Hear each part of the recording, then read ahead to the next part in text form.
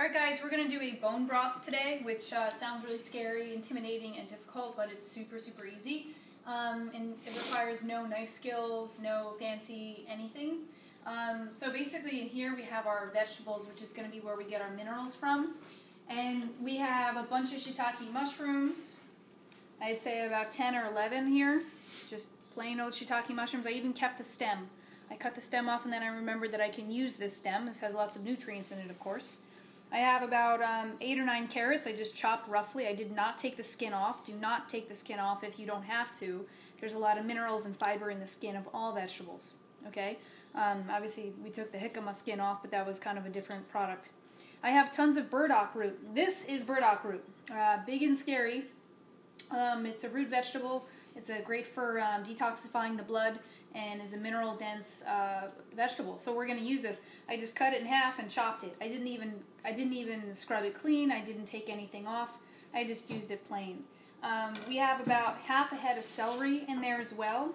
And we have about 2 whole onions, a clove of garlic, and let's see what else. I think that's it in here. So this is where like the magic happens here. And then once we get ready, I'm going to throw in 2 bay leaves for flavor and a nice handful of thyme.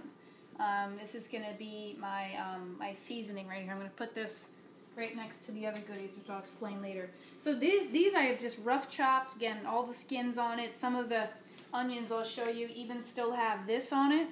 Doesn't matter. It's fine. Because the bone broth we're going to cook for 5 or 6 hours on simmer, right? We're going to let it simmer with water. And then we're just going to strain everything out. We're only going to be drinking the liquid. It's called liquid gold here. So this stuff can stay on. I wasn't worried about like dicing an onion or doing anything like that. I just quartered it and threw it in. You could also use leeks and shallots and things like that as well. So let's rinse these. I'm going to rinse this as much as possible. Just kind of get some of the dirt off. But we like dirt too. You know, dirt's good for you. We're a little too OCD in this culture about dirt, I think. Alright. As things are ready, I'm just going to put them in our pot. In our pot here, we just have a little head of garlic, some oil. You could use ghee and coconut oil here. That would be optimal. And I'm just going to put these guys in. Voila. See the celery came out? Oh, and I did about 3 inches of ginger. So look, I kept the skin on with the ginger. I just put about 3 inches of ginger in, chopped it up, bam. Now I'm going to put, again, my bay leaf and my thyme. Put that in there. I'm going to put 2 strips of kombu. This is where I get my iodine and my detoxifying elements as well. That's going to go in there. And I'm going to put in about 10 individual black peppercorns for flavor. And actually, peppercorns are actually pretty badass themselves. I'm actually going to throw in some coriander seed, just about a half of a tablespoon.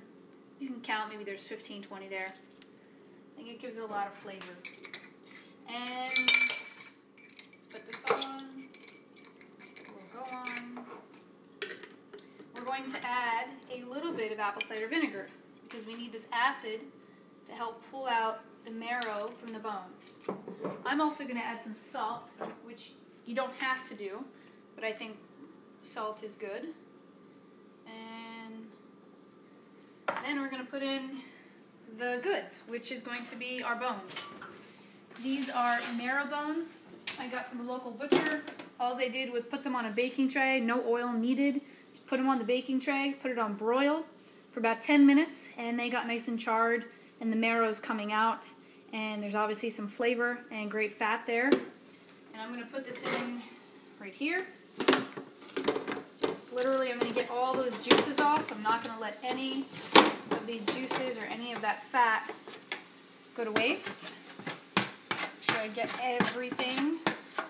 Trust me, this stuff is like magic for healing the gut, for immune system health. Okay. And that's it. What I'm going to do now is add water. We have not added any water. You could also do sage, rosemary. I didn't have those, but you could do those. So I'm going to put this on high. We're going to bring it to a boil, and we're going to I'm just going to fill up the water. I'm going to keep refilling things before Kat closes the video. We're literally filling up the water up until the top. And as we simmer it for the next 5-6 hours, it's going to obviously evaporate a little bit.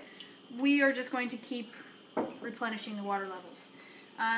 So eventually the water will be up to here. I'm going to put the lid on, or even just take the lid off and again let it do a light simmer, 5-6 hours. After that, I'm going to put everything back in here and I'm going to strain it into a nice big bowl or colander so we can keep that liquid. And we're going to use that liquid in teas, and you could even use it in smoothies, as crazy as that sounds. You could use it in soups. You could drink it plain with horseradish and parsley chopped. That's how it's done traditionally. It's going to be... Tell me about the noodles. Liquid gold.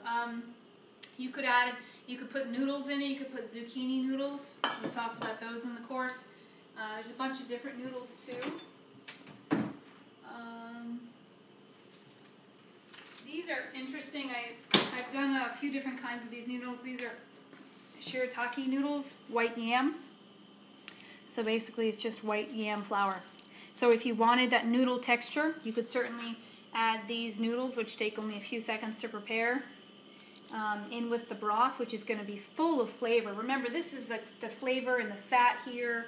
It's going to taste like a meaty broth, but it's going to have all the nutrients of these, we basically have about 14 cups of vegetables in here, right? And that's going to come across, your finger's in the way, that's going to come across in the liquid, right? Because we're just drinking the liquid here. So hopefully it lasts us at least 3 or 4 days, but Kathy tends to drink it by the gallon, so it's hard to make it last.